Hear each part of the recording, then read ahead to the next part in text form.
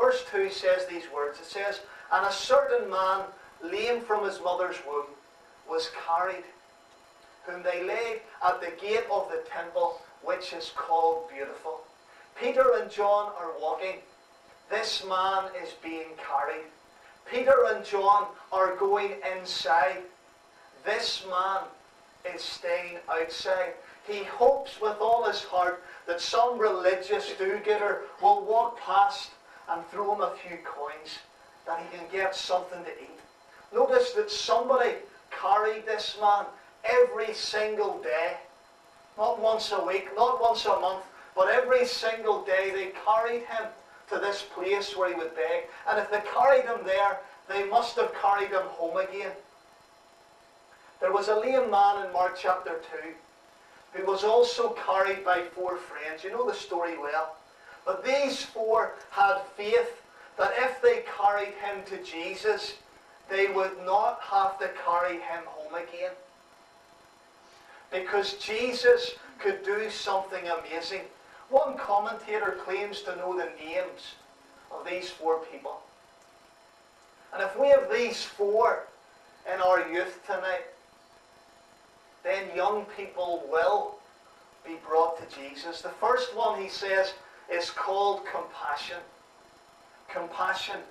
Compassion saw the man in his great need and took action. His love made him do something. Made him bring him to Jesus. And there's a little phrase tucked away in the book of Jude, and it says this: "Some having compassion, making a difference." And if we have that love tonight that makes us do something, we can make a difference. These 4 men, because of their compassion, would make a great difference in the life of this man. The other man, they said, was called originality. They had to think differently. They had to think, how were they going to get this man to where Jesus was? They had to think and think until they come up with a solution. They faced many obstacles, but they were able to think of ways to get this man where he needed to be. And I want to see young people thinking, being creative, using their imagination, using the gifts that God has given them to get unsaved young people to the place where they need to be, in the presence of Jesus. The third man is called cooperation. The 4 of them had to work together to carry this man. They had to play their part. They had to carry the weight. Nothing could be achieved on their own. All 4 of them were vital to achieve the task. They did not work solo, but they worked as a team. They had to work together. And that's it again. If we can work together, no one doing a wee thing on their own here and there and everywhere, but together, something great can be achieved. The last man is called persistence. When they finally arrived at the house, they couldn't get near Jesus because of the crowd. So what do? Give it up? No. They carry him up onto the roof. They get their hands dirty and they begin to make a hole in the roof. And of course they carry him, they lower him down into where Jesus is. This year, let's be persistent. Maybe there's someone you want to see saved. There's someone in your university, in your school, in your work. Don't give up. Keep asking them. Keep believing. Keep coming up with ways to get them into the presence of Jesus. Because if we bring young people to Jesus, this is a fact, then what happened to this man will happen to them. They will go home with their sins forgiven. And they will go home walking with Almighty God. In verse 3, Peter and John are walking past the lame man. This is what it says. Who, seeing Peter and John about to go into the temple, asked an alms. In other words, asked for money. The lame man cries out to Peter and John for help. In fact, cries out to anybody. Cries out to anyone for help. He wants them to give him some money. And just like this lame man, I believe that our generation cries out for anyone, for anything to help them. Can you hear them? They maybe look as if everything's going great, everything's successful, they're partying, everything's great. But deep down they cry out for something, for someone to come along and help them. I was down at Shirley's folks' house over Christmas. You have to do these things, keep in with everybody. And her brother's not saved, and he's doing a PhD, and he uses big words. I haven't a clue what they mean. But we've good chats. And he's a big Green Day fan. And he got a DVD of them playing live. And something like, I don't know, about 80,000, 100,000 young people were at this concert. And the lead singer, Billy Joe, if I ever wee boy, I'm going to call him Billy Joe. I think that's great. Billy Joe, the lead singer. Listen to this song. This is what he sings. And to see 100,000, 80,000 young people with their hands lifted up, singing this with all that they have, it affects you. And you hear them crying out, and you hear the need. Listen to these words. I walk a lonely road, the only one that I have ever known.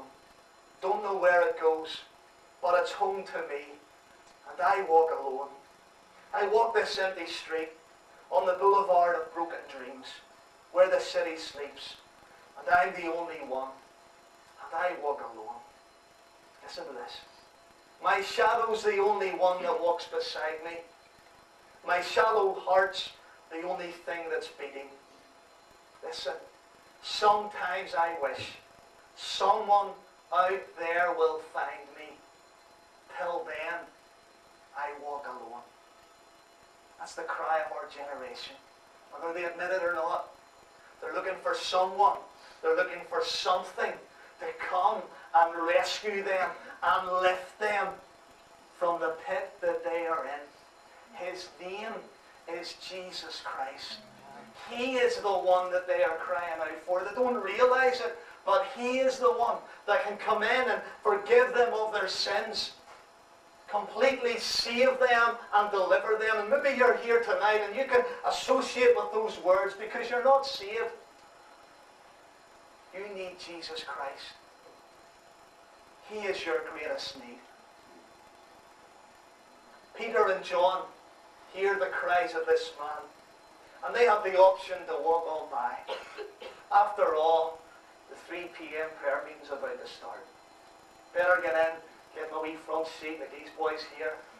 Better get in and show my face. 3 p.m. Let's just go on in. Just like the priest and the Levite and the story of the Good Samaritan. They look and they walk on past. No, they had compassion. And what did they do? Verse 4, it says, and Peter, fastening his eyes upon him with John, said, look on us. They fix their eyes upon this man, and they say to him, look on us. Or as other translations say, look at us. Peter was saying, look on us. We have what you need. Look on us. We have your answer. Look on us. We can help you. And my prayer and my vision is that as a group of young people that we can say to our generation, and we can say it strong, and we can really mean it, and we can say to them, look on us. Look at us.